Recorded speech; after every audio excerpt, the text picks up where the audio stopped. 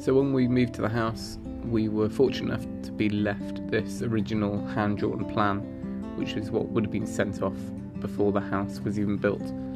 I wanted to reproduce this to hang on the wall somewhere in the house, but didn't want to hang up the original because it was bound to fade, and I just prefer to use a reproduction.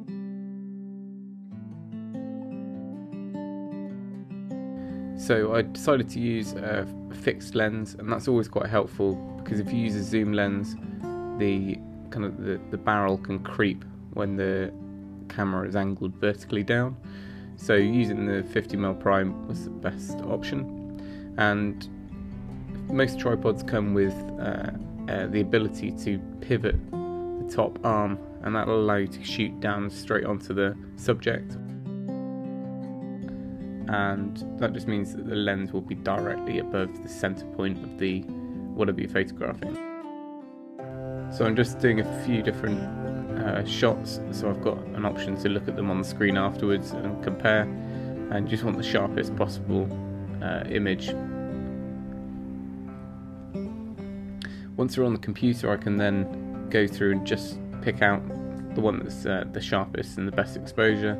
They're all pretty consistent here, so just selecting that one and going into Photoshop to do a quick edit. There was some exposure corrections just where there was a slight curl and staining on the paper. I didn't want to do it on the editing. I didn't want to tidy it up too much. There was a rip down the middle, which was one thing I did decide to remove, but I left it so it looked more like a crease, so there was still something there, rather than trying to blank it out and make it look new. And I'm just using the clone tool to do that, and that's just taking a sample from above. And then I wanted to measure up the frame that I was using. That way I can crop the image to exactly the right size. So I'm kind of positioning it, and where there was a slight difference in the ratio size, I'm just kind of cloning a little bit more in there. This will probably be hidden by the frame, but I just wanted to get rid of that, and then I'm just putting back in that kind of accent borderline that was there originally. And a final tweak just on the highs and lows to get it nice and contrasty, and saving it at the correct size. I then needed to see the print lab print in certain sizes, so find the closest possible size, and then I would actually put that image onto that size paper in Photoshop and save it as a 24x20 inch print. I decided to use museum paper. It's a textured paper, really quite thick, and that was going to be as close as possible to the original stock paper that the plan was drawn on. So it's a couple of days later, and here it is. And it seems to be a really good reproduction. It's still got that really flat textured paper. It looks worn and dirty like the original. So I'm just using some clean glasses as paperweights, roll it out. Ideally you'd want to leave this overnight to take the curl out of it.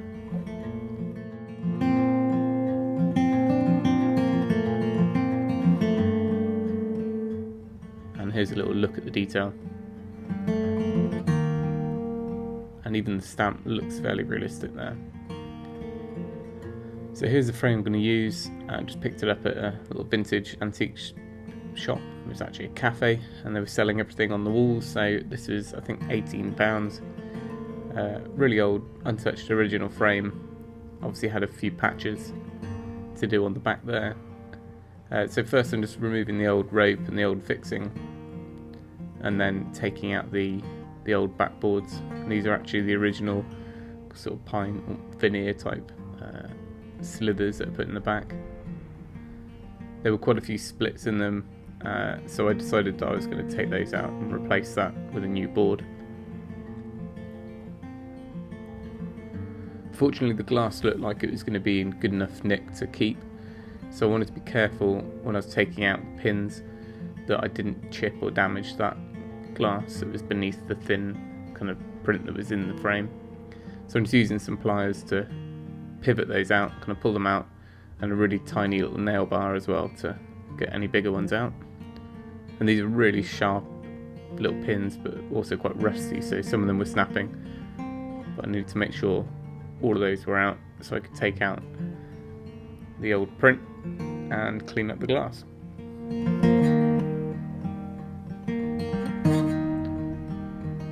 So there's a few final ones to pull out, and then I can carefully push from the bottom just to lift that glass out. It's much thicker, this glass, than a modern framing glass, so it's actually quite a nice quality thickness and weight to it, and there wasn't any scratching, it just needed a good clean. So these frames have an insert kind of gold gilt frame inside them, so you could choose not to use that, but I was going to keep it in. So I'm measuring up for the new backboard, and I'm just going to use some scraps that I had in the workshop, which was some really thin MDF board. I think it's probably about 3 or 4 mil thick.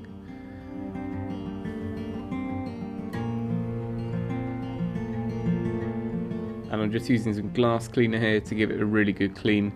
Where the glass met the original frame, there was just a real build-up of grime. So I'm cleaning that off, and hopefully that will give it a kind of nice fresh look.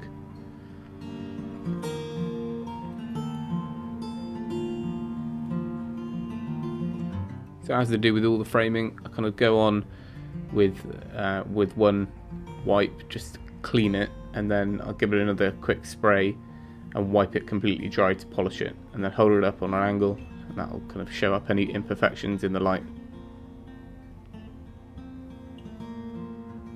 So I'm just checking the print for size. I've measured it to the slightly smaller aperture, so there's a tiny gap which will be hidden anyway. Because there's no mount being used on the other side, between the glass and the print, it's going to be loose fitted, so it's going to be sandwiched. Otherwise I would use a mount board like one of these, which is what we mount our business work on. But that tends to be for thinner prints. This is such a thick stock paper that it was holding really rigid anyway. By the time the backboard's in and it's all pinned in, it's going to hold it really flat. So I'm just checking over to make sure there's nothing sandwiched between the frame and the print, and it's nice and clean.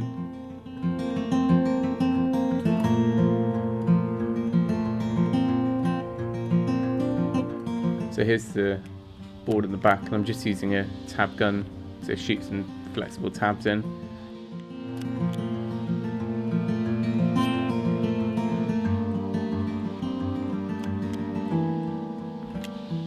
I'd probably use the rigid tabs for large prints like this, but these ones were in the gun already, and actually it's quite a lightweight print that's in there. And tape that to tidy it up and seal the back.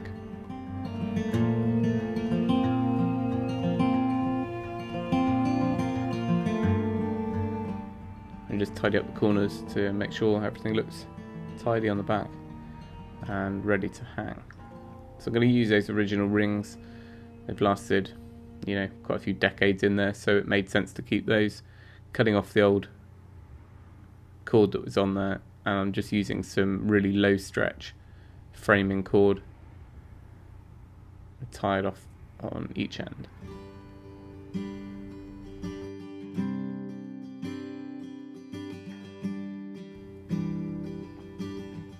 And I usually just tape off the offcut just to tidy it up even more.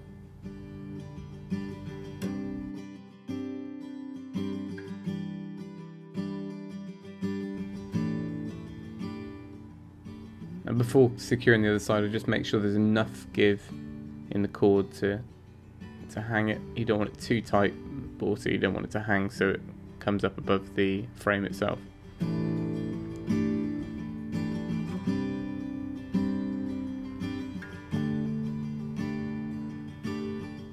And that's it done. So all I need to do now is just clean the frame. I'm not doing any restoration work to the frame. I'm going to leave it as it is. So it's just a case of cleaning it, cleaning the front glass, and in the end I just used some normal kind of furniture polish just to buff up the frame. If you were doing any restoration or painting or waxing to the frame, you'd want to do it before you stuck all the print and glass back in.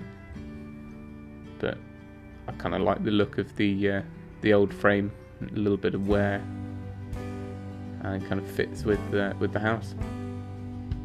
I've got a few other frames like this to refit, and I've got an old photograph of the house and a few other bits. It'd be nice to kind of do a little bit of a collection of these frames on one part of the wall. But for now, I'm just going to hang it up on the wall in the front room until we get round to doing the other frames. And it's a nice little conversation starter, and definitely deserves to be on show in the house. So that's near enough the same size as the original plans, and a great reproduction, and it means I can roll up the old plan and put it back somewhere safe to go in the archives. So if you enjoyed the video, please subscribe and give us a thumbs up below, and remember, if you can, do it yourself, and we'll see you next time.